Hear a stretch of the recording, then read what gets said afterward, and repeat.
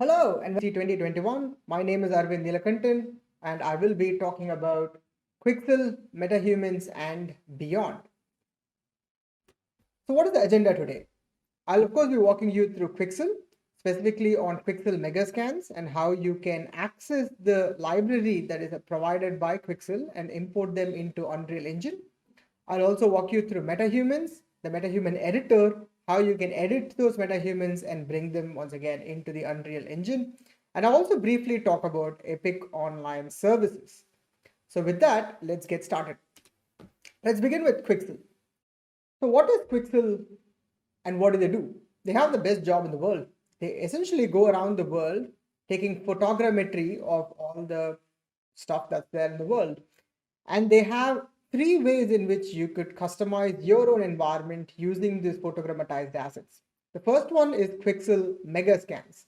Now, this is the library of over 15,000 assets of photorealistic scans that allow you to make and build your environment. Then you have Bridge, which is the content management system or the CMS, which allows you to access the megascans and allows you to import those megascans into Unreal Engine or any of your other um, content creation tools. And finally, you have Mixer, which allows you to create any kind of material that you want to be making by mixing either the Megascans material itself or even your own assets or materials, and you can create some pretty amazing looking materials which is based on your own requirements. So let's just jump into what Quixel Bridge looks like and how you can access the Megascans library and then add them into your Unreal project. So what you're seeing right now is Quixel Bridge, and it has this blue icon that you see over here. And this is where you can access all the materials, all the 3D assets, and all the photogrammetized assets added by Quixel team. So the interface is quite straightforward.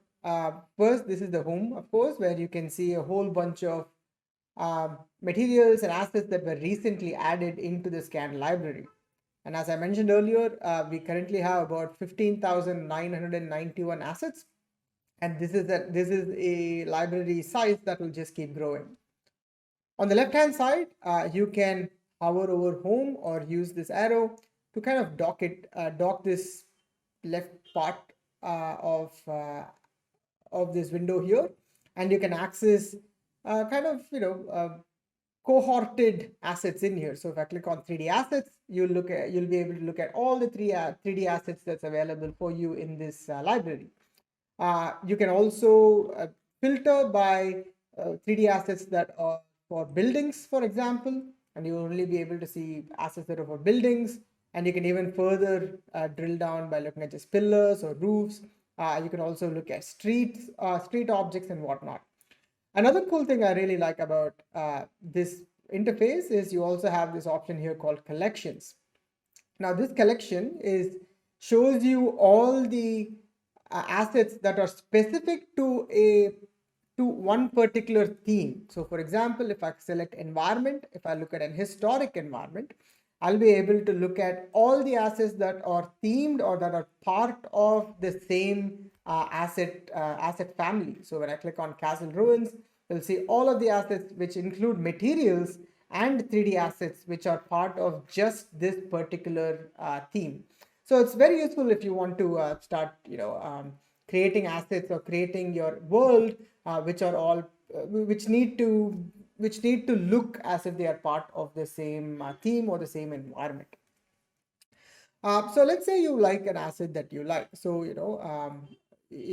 after in collections, let me just go home and I'll just browse through an asset that I really like, and let's maybe look at this plastic crate. Now, when you click on any asset, on the right hand side, you will see a window that shows the information about that particular asset. And you can look at it as the render. You can also look at just the texture maps of that particular asset. So this is an albedo, and you can look at what the displacement map looks like, or what does a normal map look like, and so on.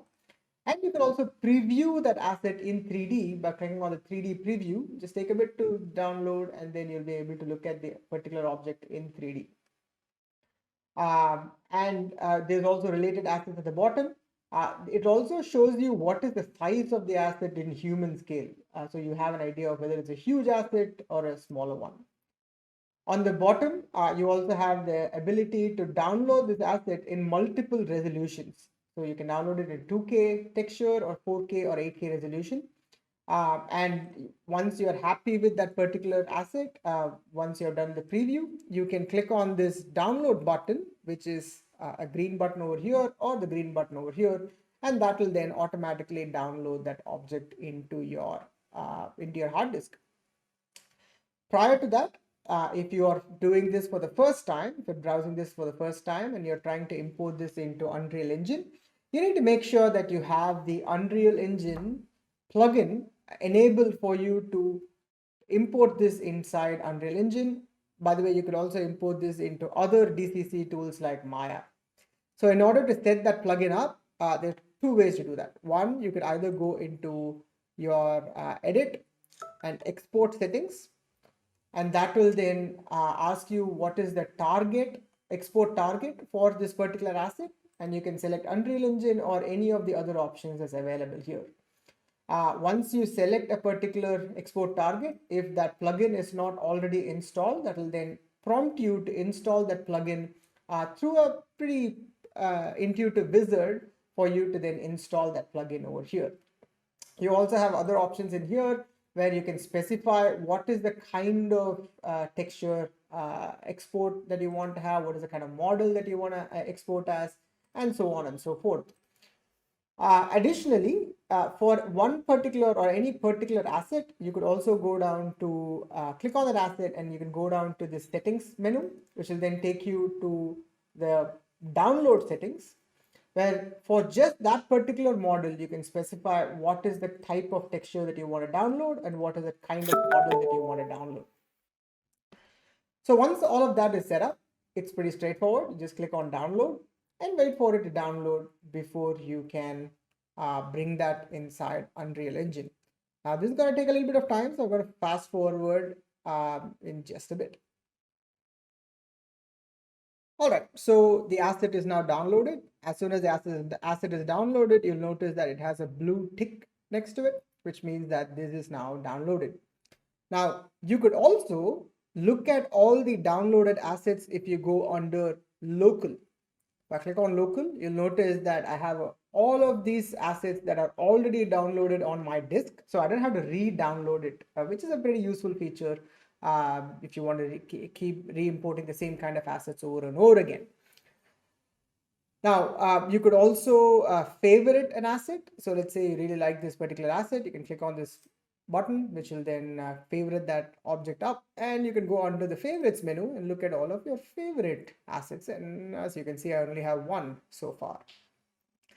Okay, so once this is downloaded, it's now in the local library.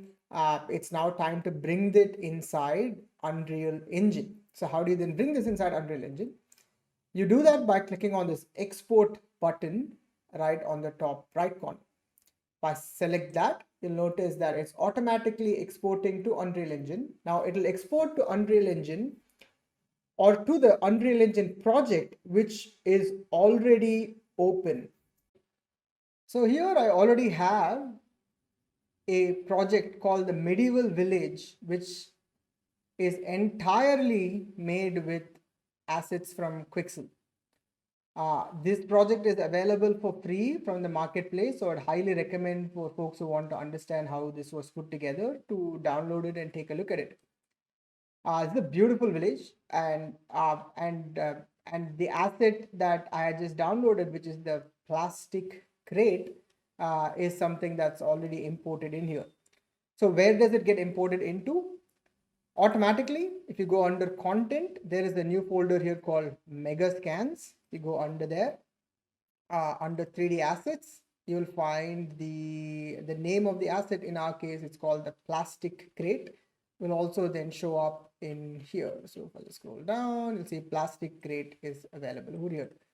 So all I need to do now, I'll just change the view option so you can see the icon, is it's fully textured. You have all of the other textures available along with the material instance. and I can just drag and drop it into my scene, and that's about it. So I have a plastic crate in a medieval village, which is kind of anachronistic, but you get the idea. And that's how you are able to import assets from Quixel Bridge into Unreal Engine. And this is a very similar process that you would also follow if you're going to bring it into other DCC tools too. With that, let's move on to our next part of the talk, which is about MetaHumans. All right, let's talk about the MetaHuman creator. So how does MetaHumans or the MetaHuman editor work in action? And that's kind of what we're going to be seeing right now. Now, one of the cool things about the MetaHuman editor itself is that it is not something that you need to download or install. It is a browser-based tool. So you just need to go to metahuman.unrealengine.com and you're automatically taken to this web-based editor where you can now start creating your own MetaHumans. As you can see, I'm logged in as myself in the MetaHuman creator editor. And in order to create a MetaHuman, I'm just going to click on this create MetaHuman button. Now, for folks who are curious about how this works, how the editor itself works, it uses a technology called pixel streaming, where the compute of the editor itself is happening on a cloud and it's being streamed. Essentially, the MetaHuman editor itself is just being streamed to us, where we are then able to make the changes. All right, so let's start with maybe making a MetaHuman who sort of maybe resembles me. And in order to get a starting point in the MetaHuman creator itself, you have a whole bunch of templates or a starting point for a character. So you can kind of just choose from this array of different looking human beings of different races, different gender, and you can kind of maybe have a starting point of something that looks like yourself. So since I'm going to model myself, uh, I am no modeler, but I'll try to find someone who looks like me. So maybe Dhruv is a good starting point for myself. I noticed that Dhruv has an exclamation mark here, and that's because if he has a lot of hair, and that only works on LOD 0 and 1. But we're working on making sure that this hair also works on lower resolutions or lower LODs too. But let's begin with him. So I'm going to select Dhruv, and I am going to click on next to begin work on him. First things I'm going to do, I'm going to rename him as something like Meta Arvind 01 maybe. And I can, and you can see like, automatically there's an animation that's playing on Dhruv that kind of gives you a good idea of what he's going to look like. All right, so in my face, obviously I don't have a lot of hair and my beard isn't that thick. So on the left-hand side, I'm going to select head and I'm going to select a hairstyle that best suits me. So maybe a buzz cut or a receding hair. Let's check which looks pretty nice. So I'll go with the buzz cut. Yeah, that looks pretty okay. Yeah, or receding hair. Nice. Maybe I'll go with the buzz cut. Maybe I'm thinking too much about myself. And what is the color of my hair? It is black. So I'm just gonna select the color and move it all the way to black.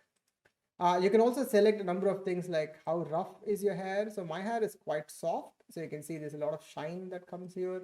And you don't have a lot of salt and pepper action going on here, at least not in my hair. All right, now that's done.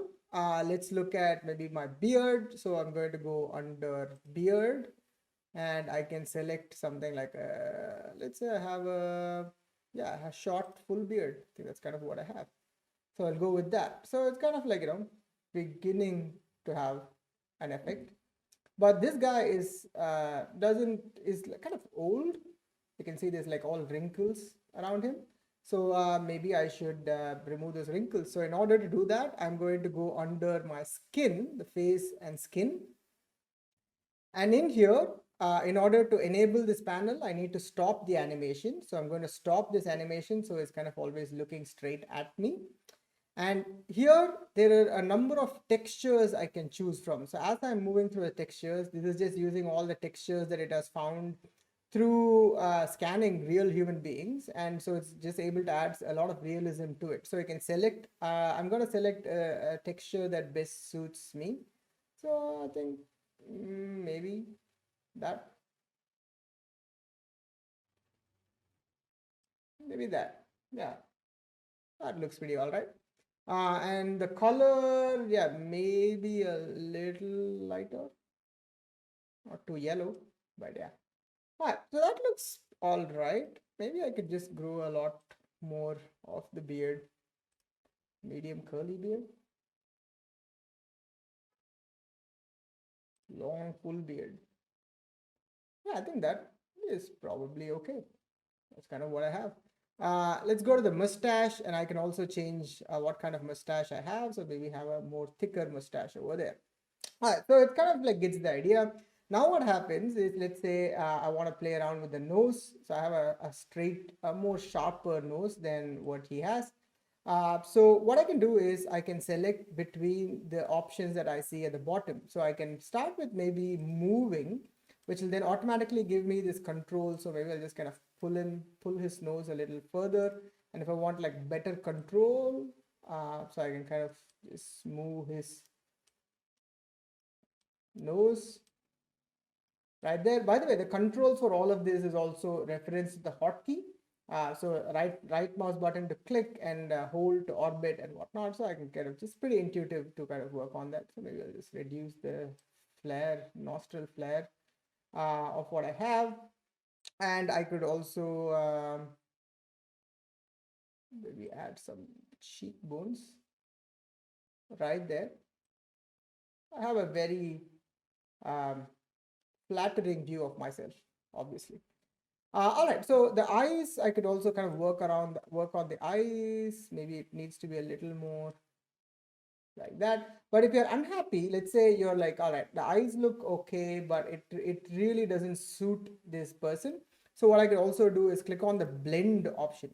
Now the blend is pretty cool. Now blend allows you to blend between other templates that are already available. So maybe my eyes has a little bit of okay, let's look at my eyes. So my eyes has uh, maybe a little bit of like a smaller eyes. So maybe I'll just put that in there.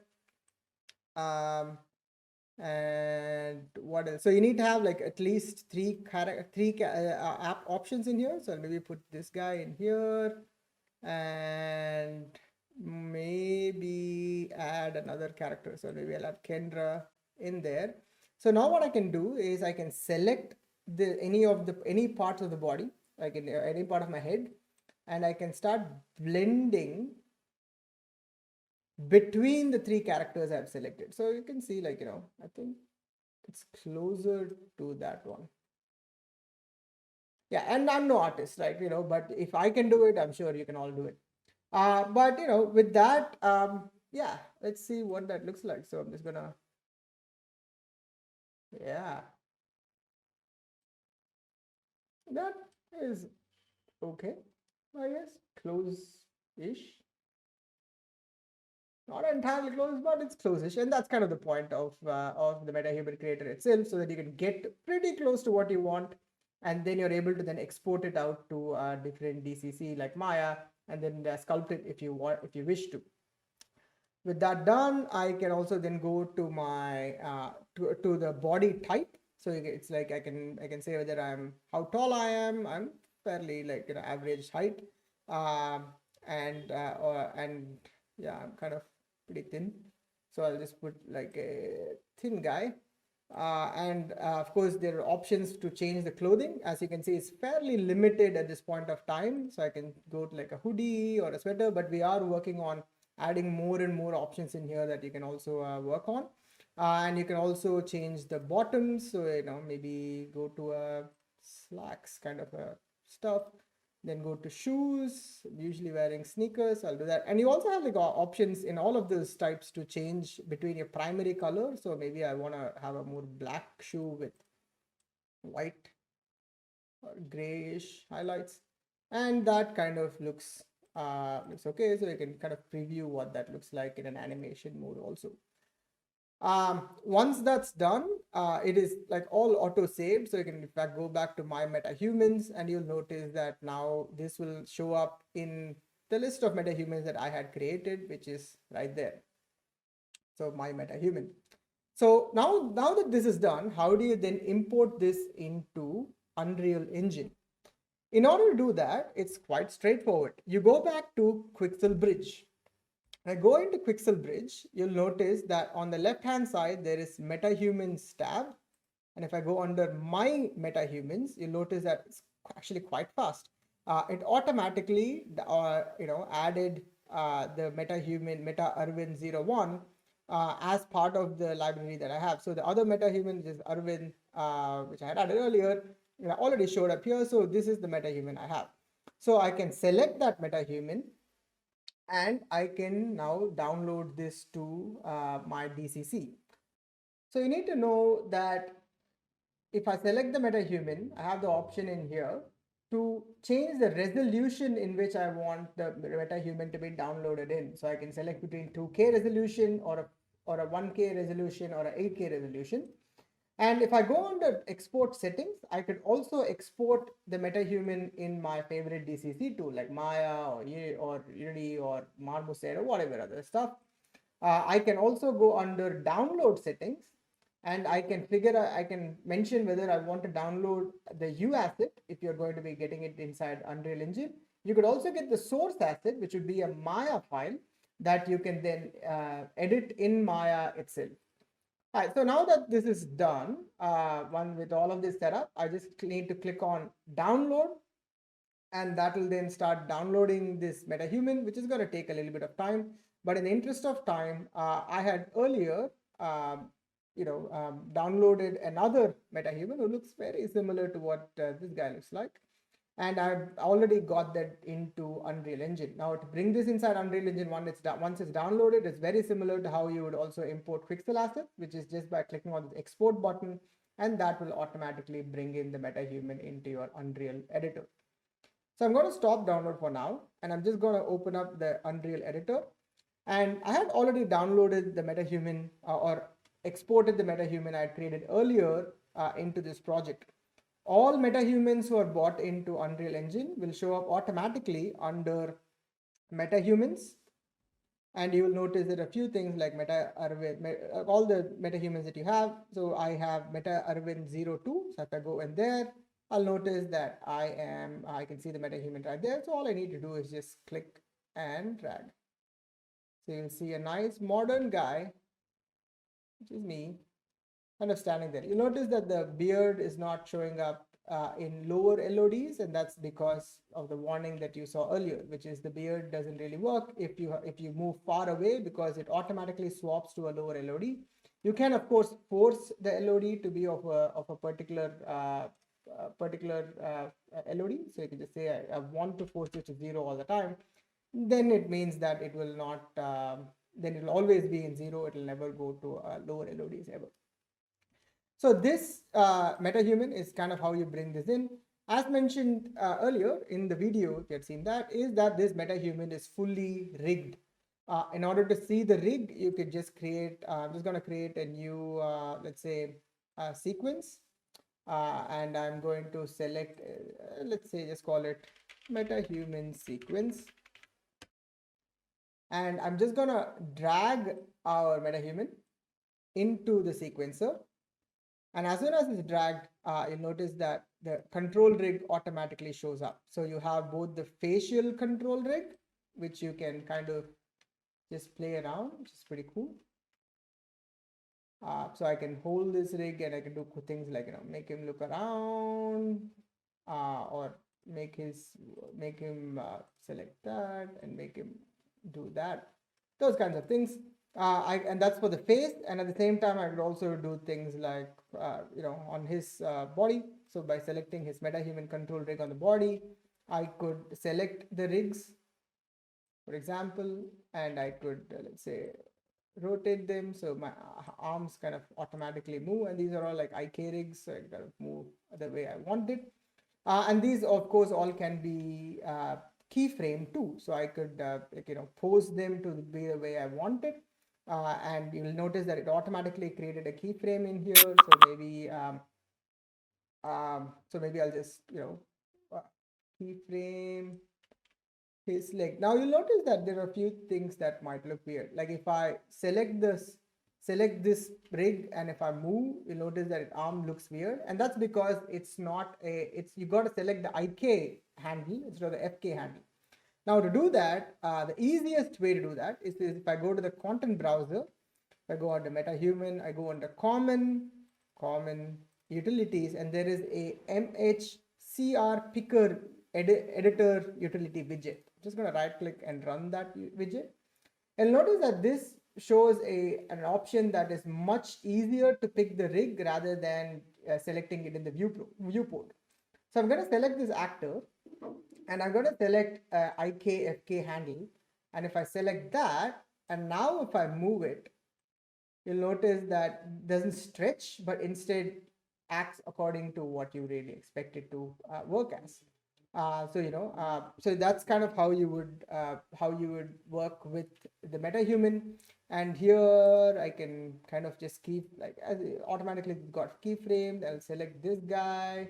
I'll also move him. Oops, not that one. Select that, and then move him down a bit so it looks a little better. And of course I could, select his hip.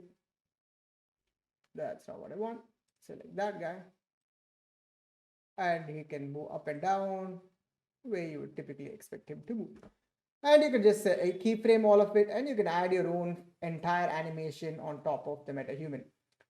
Subsequently, or optionally, you could also not want to use the control rig, and you could add mocap animations or existing keyframed animations that you did in a different DCC tool, and bring them and slap it on top of the MetaHuman by retargeting that animation.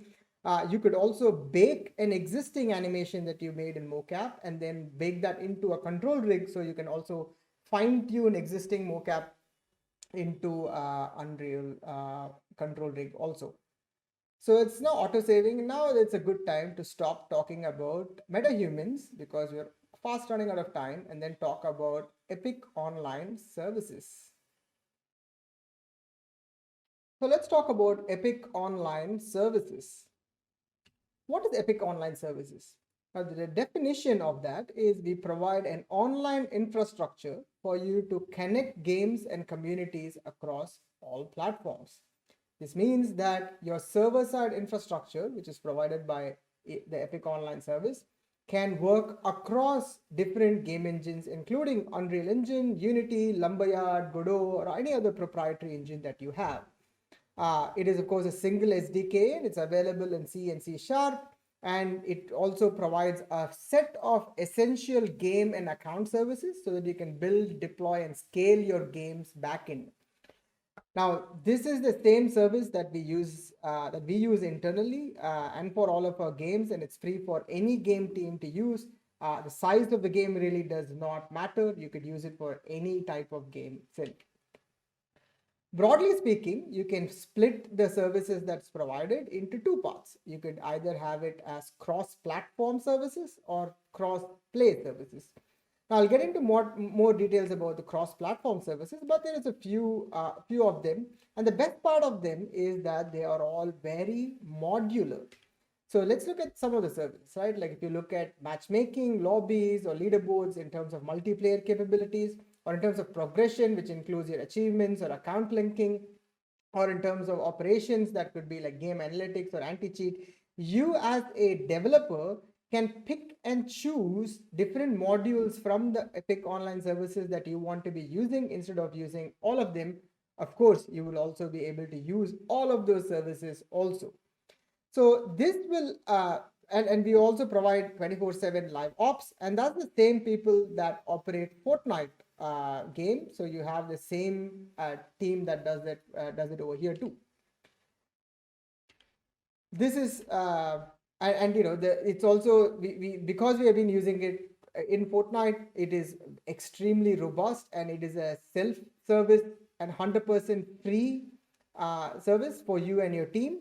There is extensive documentation and tooling so that you can just get into the experience of integrating this into your game pretty frictionless. We also have worked with a number of network partners and community support channels that are actively monitored by the team behind the service, so that we are able to fix anything, any problems that you might have in case they show up. And as I said, it is battle tested because it's the same team and the same service that's being used for Fortnite.